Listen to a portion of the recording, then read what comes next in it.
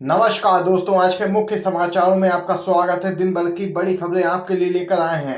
जब मुख्य धारा का मीडिया देखकर भी ना देखे, सुनकर ना सुने, गोद में हो, लोभ में हो या किसी डर में, तब सत्य के लिए कौन बोलेगा। HRI news.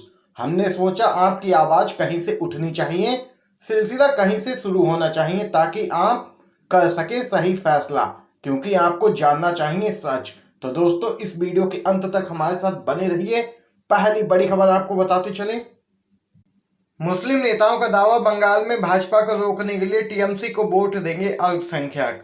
खबर दोस्तों बताते चले, पश्चिम बंगाल में मुस्लिम नेताओं ने एक बड़ा दावा कर दिया है कि विधानसभा चुनाव के दौरान अल्पसंख्यक समुदाय का एक बड़ा हिस्सा तृणमूल कांग्रेस को ही वोट देगा, जिससे कि भाजपा जैसी ताकतों को पश्चिम बंगाल में पैर पसारने से रोका जा सके।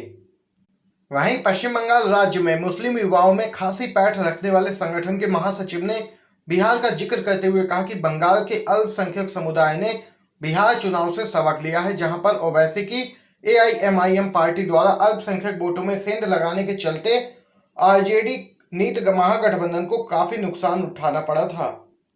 तो देख सकते हैं, मुस्लिम समुदाय ने यहाँ पर यह बड़ा ऐलान कर दिया है कि ममता बनर्जी को एक बार फिर से CM बनाना है और मुस्लिम समुदाय अब टीएमसी को ही वोट देंगे। एक और खबर जानते हैं दोस्तों। राफेल विमान डील, कांग्रेस का आरोप, कमीशनखोरी और रिश्वतखोरी की सच्चाई आई सामने, मामले की हो निष्पक्ष जांच। फ्रांस से 36 राफेल खरीदने के मामले में भ्रष्टाचार पर कांग्रेस ने केंद्र सरकार को घेरा है। दिल्ली में कांग्रेस के नेता रणदीप सुरजेवाला ने प्रेस कॉन्फ्रेंस कर मोदी सरकार पर जमकर हमला बोला। और वहीं राफेल विमान डील पर कांग्रेस ने कहा कि 60,000 करोड़ की सच्चाई सामने निकल के आ चुकी है। राफेल खरीदी पर बिचौलिए और कमीशनखोरी को बढ़ावा दिया गया। और वहीं प्रेस कॉन्फ्रेंस को संबोधित करते हुए सुरजेवाला ने कहा कि फ्रांस के राफेल विमान बनाने वाली कंपनी डसॉल्ट ने स्वीकार किया है कि उसने भारत के साथ राफेल डील में एक मिडल मैन को 1 मिलियन यूरो यानी कि लगभग 8 करोड़ रुपए उपहार के तौर पर दिए हैं। तो देख सकते हैं, सुरजेवाला ने आगे कहा है कि कांग्रेस सुप्रीम कोर्ट से इस पूरे मामले पर निष्पक्ष जांच की मांग करता है। उन्होंने मोदी सरकार को निशाने पर लेते हुए कहा कि सरकार के पास अब भी वक्त है कि वह इस मसले पर अपना रुख स्पष्ट करे। असम विधानसभा चुनाव से बड़ी खबर है दोस्तों। असम में अजब गजब मामला सामने निकल के आया है। एक बूथ पर मतदाता सूची में 90 लोगों के नाम, वोट पड़ गए 171। जी हाँ दोस्तों, असम के दीमा हसाओ जिले में एक मतदान केंद्र पर बड़ी गड़बड़ी का खुलासा हुआ है। यहाँ सिर्फ 90 मतदाता पंजीकृत हैं, लेकिन कुल 171 वोट पड़े हैं। एक अधिकारी ने बताया कि यहां मतदान केंद्र हाफलोंग विधानसभा क्षेत्र में है। इस जगह दूसरे चरण में 1 अप्रैल को वोटिंग हुई थी। और वहीं इस घटना के सामने आने के बाद जिला निर्वाचन अधिकारी ने मतदान केंद्र के 5 चुनाव अधिकारियों को सस्पेंड करके यहां दोबारा मतदान कराने का प्रस्ताव रखा है। हालांकि अभी तक इस मतदान केंद्र पर दोबारा चुनाव कराने के लिए कोई घोषणा नहीं की गई है। तो देख सकते हैं, असम के मतदान केंद्र पर बड़ी गड़बड़ी सामने निकल के आई है। चुनाव आयोग की कार्यप्रणाली पर भी अब सवाल उठने लगे हैं दोस्तों। अगली खबर जान लेते हैं। CM ममता बनर्जी ने खुद को बताया रॉयल बंगाल टाइगर, कहा बंगाल में किसी गुजराती का शासन नहीं होगा। पश्चिम बंगाल के CM ममता बनर्जी ने कहा कि चोटिल होने के बावजूद वह राज्य का चुनाव जीतेंगी और आगे दिल्ली की सत्ता पर उनकी नजर होगी। प्रधानमंत्री नरेंद्र मोदी और गृह मंत्री अमित शाह पर निशाना साधते हुए बनर्जी ने कहा कि पश्चिम बंगाल में वहां के ही लोग शासन करेंगे। खुद को रॉयल बंगाल टाइगर बताते हुए तृणमूल कांग्रेस प्रमुख ने कहा कि पश्चिम बंगाल में किसी गुजराती का शासन नहीं होगा। वहीं CM ममता बनर्जी ने कहा कि चोटिल होने के बावजूद भी वह 1 पैर से बंगाल का चुनाव जीत लेंगी और 2 पैर से दिल्ली। तो देख सकते हैं, जोरदार तरीके से यहाँ पर PM मोदी और गृह मंत्री अमित शाह को निशाने पर लिया है CM ममता बनर्जी ने। गृह मंत्री का बेटा BCCI में किसानों के बेटे हो रहे शहीद, बेशर्म सत्ता से पूछे कितने मंत्रियों के बच्चे सेना में हैं, ये कहना है कन्हैया कुमार का। छत्तीसगढ़ के बीजापुर और सुकमा में कई सालों बाद इतना बड़ा नक्सली हमला हुआ है। इस नक्सली हमले में सेना के 22 जवानों की शहादत हुई है। वहीं दूसरी तरफ छत्तीसगढ़ में हुए नक्सली हमले पर अब राजनीतिक दलों की प्रतिक्रिया भी सामने निकल के आने लगी है। दरअसल देश के प्रधानमंत्री मोदी और गृह मंत्री अमित शाह आजकल 5 राज्यों में हो रहे विधानसभा चुनावों के प्रचार में व्यस्त चल रहे हैं। ऐसे में छत्तीसगढ़ में हुए नक्सली हमले के चलते मोदी सरकार विपक्षी दलों के निशाने पर आ गई है। इस मामले में CPI नेता कन्हैया कुमार ने भी भाजपा को निशाने पर लिया है।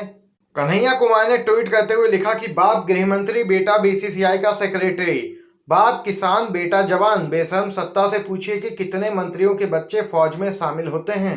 कायराना नक्सली हमले में लहू देश के आम लोगों का बहता है और कुर्सीजीवी इसका फायदा उठाते हैं। देश को ये साजिश समझनी होगी। वीर जवानों व किसानों को नमन, ये कहना है कन्हैया कुमार का। दरअसल आपको बताते चलें, कन्हैया कुमार लगातार मोदी सरकार पर हमलावर रहते हैं। ये बड़ी खबर निकल के आई है दोस्तों। एक और खबर जान लेते हैं। मोदी साहब की सरकार जेएनयू और जामिया में नक्सली ढूंढते हैं और असली नक्सली छत्तीसगढ़ में जवानों को मार देते हैं, महुआ मोहित्रा ने कहा। छत्तीसगढ़ के बीजापुर और सुकमा जिले में हुए नक्सली हमले ने राज्य भर में सनसनी मचा दी है। वहीं इस हमले में नक्सलियों द्वारा देसी रॉकेट लॉन्चर का इस्तेमाल किया गया है। वहीं दोस्तों, इस पूरे मुद्दे पर तृणमूल कांग्रेस के नेता और सांसद महुआ मोहित्रा ने ट्वीट कर लिखा है कि भाजपा सरकार और गृह मंत्री जामिया और जेएनयू में काल्पनिक नक्सलियों के बारे में चिंता करने में व्यस्त हैं। वे भूल रहे हैं कि हमें वास्तव में छत्तीसगढ़ में वास्तविक नक्सलियों का मुकाबला करने के लिए एक नीति की आवश्यकता है। दरअसल साल 2014 के बाद केंद्र में भाजपा की सरकार बनी है, तब से जेएनयू और जामिया मिलिया इस्लामिया यूनिवर्सिटी के छात्रों को निशाना बनाया जाता रहा है। खास तौर पर भाजपा नेता और हिंदूवादी संगठन के कार्यकर्ता जेएनयू को नक्सली और माओवादियों का अड्डा बताते रहते हैं। मोदी सरकार के कार्यकाल के दौरान हुई राफेल डील एक बार फिर से चर्चा में आ गई है। दरअसल फ्रांस से खरीदे गए राफेल लड़ाकू विमानों के दामों को लेकर कांग्रेस अक्सर भाजपा को निशाने पर लेती रही है। कांग्रेस नेता राहुल गांधी कई बार ये आरोप भी लगा चुके हैं कि राफेल डील मोदी सरकार ने अपने करीबी पूंजीपतियों को फायदा पहुंचाने के लिए महंगे दामों पर की है। अब राफेल डील मामले में फ्रांस के एक पब्लिकेशन द्वारा किए गए दावे ने भाजपा की मुश्किलें बढ़ाने का काम कर दिया है। दरअसल फ्रांस के इस पब्लिकेशन का दावा है कि राफेल बनाने वाली फ्रांसीसी कंपनी डसॉल्ट ने भारत में डील कराने के लिए एक बिचौलिए को 1 मिलियन यूरो के गिफ्ट दिए थे और इस मामले में पूर्व भाजपा नेता यशवंत सिन्हा ने मोदी सरकार को निशाने पर लिया है। उन्होंने ट्विटर पर लिखा है कि आखिरकार सच सामने आ ही गया, राफेल डील में भ्रष्टाचार हुआ है। हमारे देश की एजेंसियां इसे भले ही छिपाने की कोशिश कर रही थी, लेकिन फ्रांस से सच सामने आ ही गया। हमारे देश की सरकार और जांच एजेंसियों को शर्मानी चाहिए।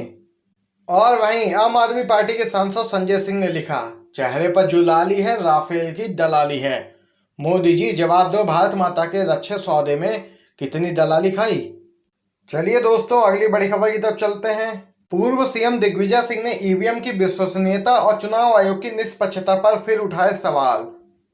मध्य प्रदेश के पूर्व मुख्यमंत्री दिग्विजय सिंह ने फिर ईवीएम की विश्वसनीयता और चुनाव आयोग की कार्यप्रणाली पर सवाल उठाए हैं। उन्होंने कहा कि भाजपा राज्य में सब गोलमाल है। दिग्विजय सिंह ने मध्य प्रदेश में कोरोना और बिगड़े हालात और जंगल में आग लगने के लिए सीएम शिवराज सिंह को जिम्मेदार ठहराया। पश्चिम बंगाल चुनाव के बारे में कहा कि कांग्रेस और ममता बनर्जी धर्म के नाम पर वोट नहीं मांगते, बल्कि भाजपा इसके नाम पर ही वोट मांगती है। भाजपा पर हमला करते हुए दिग्विजय सिंह ने कहा कि भाजपा नफरत की राजनीति करती है। दुनिया में तानाशाह पहले दुश्मन तय करते हैं। हिटलर ने यहूदियों को दुश्मन करार दिया था। उन्होंने कहा 1926 से संघ और भाजपा ने तय कर रखा है कि मुसलमान उनके दुश्मन हैं। वो अपने स्कूलों में यही पढ़ाते हैं और नया इतिहास गढ़ते हैं। वहीं चुनाव आयोग की निष्पक्षता पर सवाल उठाए हैं। दिग्विजय सिंह ने कहा कि चुनाव कोई धर्म युद्ध नहीं है। पश्चिम बंगाल में विधानसभा चुनाव हो रहा है, इसे धर्म युद्ध कहना धर्म का अपमान है। चुनाव आयोग पर सवाल खड़े करते हुए दिग्विजय सिंह ने कहा कि लगातार ईवीएम के मामला यहां पर उठते जा रहे हैं। बीजेपी नेता की गाड़ियों से ईवीएम बरामद हो रही है, लेकिन चुनाव आयोग इस पर कोई भी कार्रवाई नहीं कर रहा है। दिग्विजय सिंह ने कहा कि ईवीएम इस्तेमाल करने के लिए जो प्रोटोकॉल है, अब तो उसका पालन भी पूरी तरीके से नहीं किया जा रहा है। ईवीएम से भरोसा उठ चुका है। ये बड़ी खबर निकल के आई है दोस्तों। एक और खबर जान लेते हैं।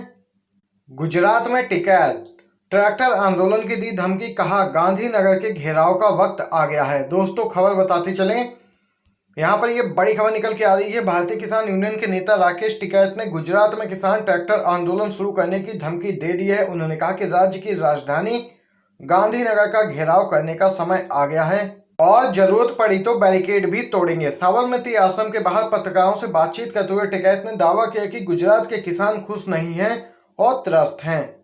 राकेश टिकैत ने कहा किसान अपने ट्रैक्टरों का उपयोग करके गुजरात में आंदोलन करेंगे। गांधीनगर के घेराव और सड़कों को अवरुद्ध करने का समय आ गया है, जब तक सरकार किसानों की बात मान नहीं लेती।